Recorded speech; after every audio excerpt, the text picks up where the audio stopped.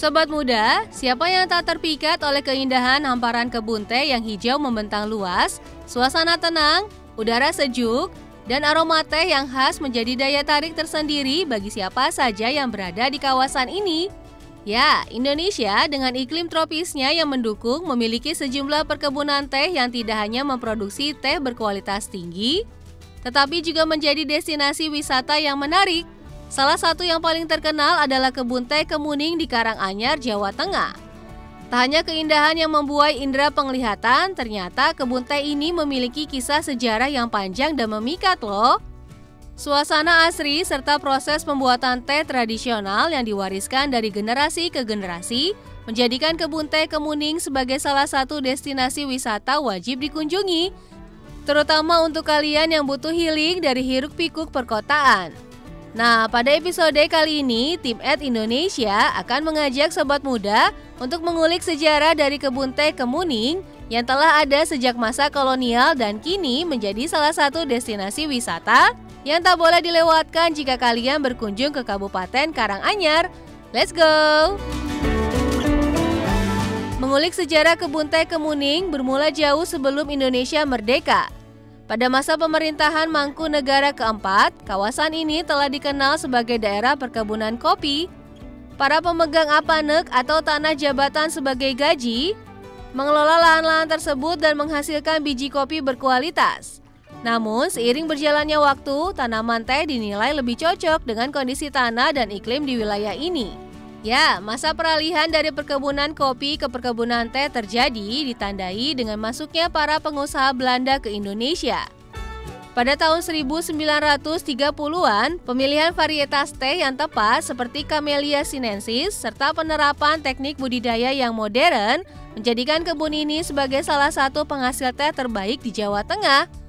Dalam kurun waktu tersebut, kebun teh ini tidak hanya menyuplai kebutuhan lokal tetapi juga untuk ekspor. Hal ini berkontribusi pada pertumbuhan ekonomi di kawasan Karanganyar hingga meningkatkan lapangan pekerjaan bagi masyarakat sekitar. Sobat muda, setelah Indonesia meraih kemerdekaan pada tahun 1945, banyak perkebunan yang dikuasai oleh pemerintah kolonial Belanda diambil alih oleh pemerintah Indonesia termasuk kebun teh Kemuning. Pada awal kemerdekaan, perkebunan ini sempat mengalami penurunan produksi karena banyak infrastruktur yang rusak akibat perang dan transisi kepemilikan yang tidak stabil. Namun, pada akhir 1950-an, pemerintah Indonesia melalui PT Perkebunan Nusantara mulai menghidupkan kembali aktivitas di kebun teh ini. Hingga pada dekade berikutnya, kebun teh Kemuning mulai kembali berkembang sebagai salah satu sentra produksi teh di Jawa Tengah. Meski tidak lagi seproduktif masa kolonial, teh dari Kemuning tetap menjadi salah satu komoditas penting yang dihasilkan oleh wilayah Karanganyar. Di sisi lain, perubahan sosial dan politik yang terjadi pasca kemerdekaan juga mengubah hubungan antara masyarakat lokal dengan perkebunan. Dahulu, masyarakat hanya berperan sebagai pekerja, namun setelah kemerdekaan, banyak dari mereka yang mulai terlibat lebih dalam pengelolaan perkebunan, meskipun skala kepemilikan tetap berada di tangan negara. Kini, pengelola kebun teh Kemuning secara keseluruhan dilakukan oleh PT Rumpun Sari Kemuning. Nah, itu tadi informasi tentang sejarah dari kebun teh Kemuning di Kabupaten Karanganyar. Warisan berharga yang harus kita jaga dan lestarikan. Dengan sejarah yang panjang, keindahan alam yang memukau, dan potensi wisata yang besar, kebun teh ini memiliki peran penting dalam pengembangan pariwisata dan perekonomian daerah.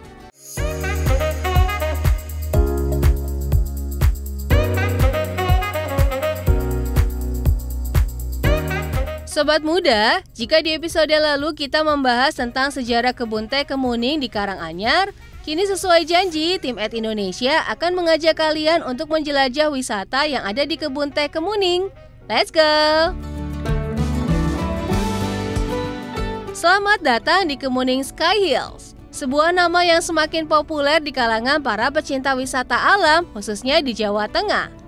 Destinasi yang terletak di Kabupaten Karanganyar ini menawarkan pengalaman yang tak terlupakan dengan keindahan alam yang memukau dan berbagai aktivitas menarik. Salah satu daya tarik utama Kemuning Sky Hills ini adalah hamparan kebun teh yang luas dan hijau. Perbukitan yang berundak-undak dengan tanaman teh yang terawat rapi menciptakan pemandangan yang menyegarkan dan menenangkan. Udara sejuk khas pegunungan serta kicauan burung menjadi pelengkap sempurna untuk melepas penat dari hiruk-pikuk kota. Menariknya, kehadiran jembatan kaca menjadi daya tarik tersendiri bagi para pengunjung loh. Dengan panjang sekitar 65 meter dan berada di ketinggian 60 meter di atas tanah, jembatan kaca ini menawarkan sensasi seakan kalian berjalan di atas awan. Bagi kalian yang berani, jembatan kaca ini tentu menjadi tantangan tersendiri untuk menguji adrenalin. Namun jangan khawatir, jembatan kaca ini telah dilengkapi dengan pengaman yang sangat baik sehingga kalian dapat menikmati keindahan alam di bawah tanpa rasa khawatir.